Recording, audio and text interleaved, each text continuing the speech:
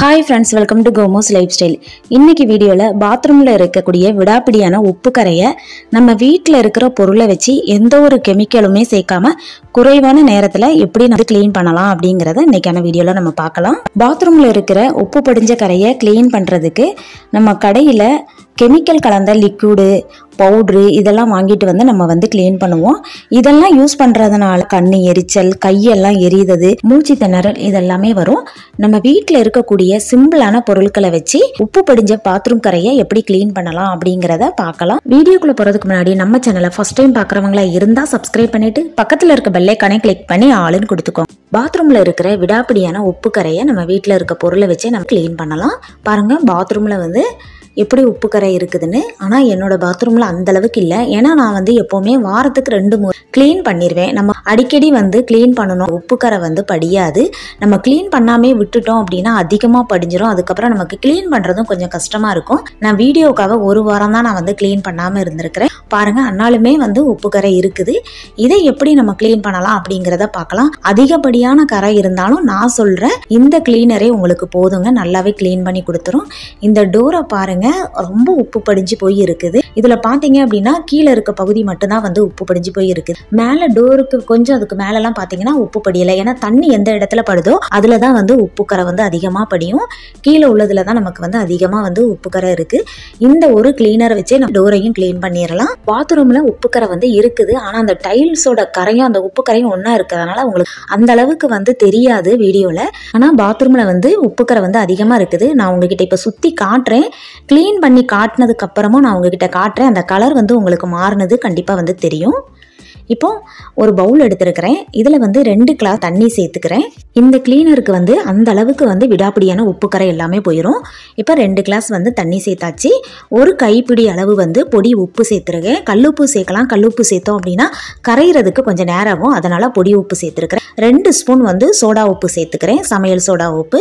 இது கூடயே நம்ம தலைக்கு தேய்க்கிற ஷாம்பு சேர்த்துக்கலாம். நான் வந்து 1 பாக்கெட் சேர்த்துக்கிறேன். நீங்கள் வந்து எந்த ஷாம்பு யூஸ் பண்ணுறீங்களோ அந்த ஷாம்பு சேர்த்துக்கோங்க. ஷாம்புக்கு பதில் நம்ம ஹேண்ட் வாஷர் கூட யூஸ் பண்ணிக்கலாம். இப்போ இந்த 1 பாக்கெட் ஷாம்பையும் நான் சேர்த்துக்கிறேன். சேர்த்துட்டு இது எல்லாமே வந்து நல்லா கரையிற அளவுக்கு நல்லா வந்து கலந்து விட்டுக்கலாம்.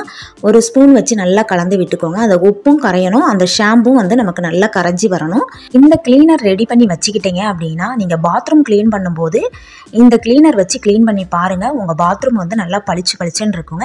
நம்ம வீட்டில் இருக்க பொருளை வச்சு தான் இது செய்கிறோம்.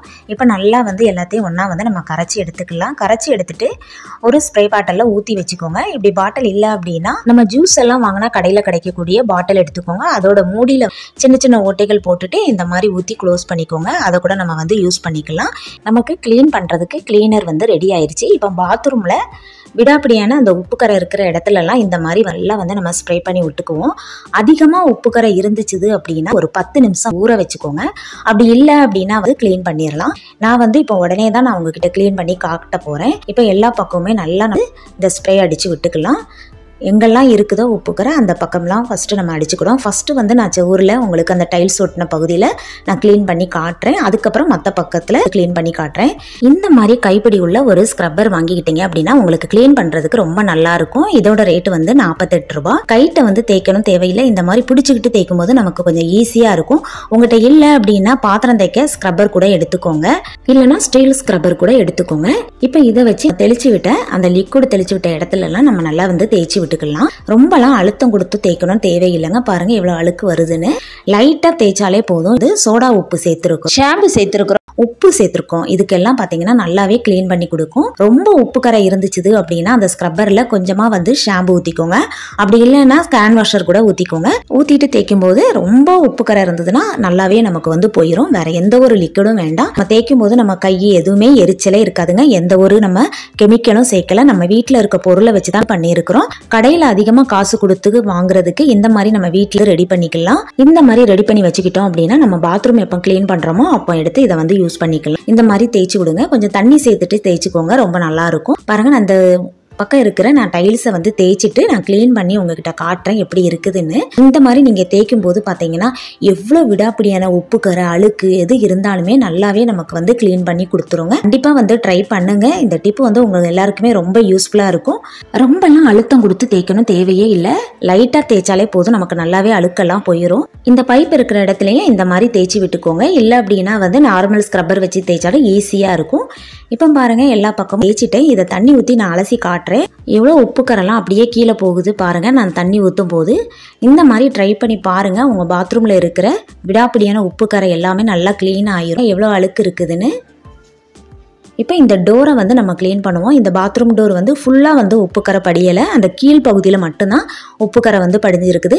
அந்த தண்ணி எங்கே தெரிக்கிறோ அந்த இடத்துல மட்டும்தான் வந்து உப்புக்கரை படியும். மேலெல்லாம் உப்புக்கரை படியலை. அதனால் அந்த கீழே இருக்க பகுதியை மட்டும் நம்ம வந்து க்ளீன் பண்ணலாம். இப்போ நம்ம ரெடி பண்ணி வச்சுருக்க இந்த க்ளீனரை நம்ம ஸ்ப்ரே பண்ணி விட்டுக்கலாம். விட்டுட்டு நம்ம தேய்ச்சி எடுத்துட்டோம் அப்படின்னா அந்த உப்புக்கரை எதுவுமே இருக்காது.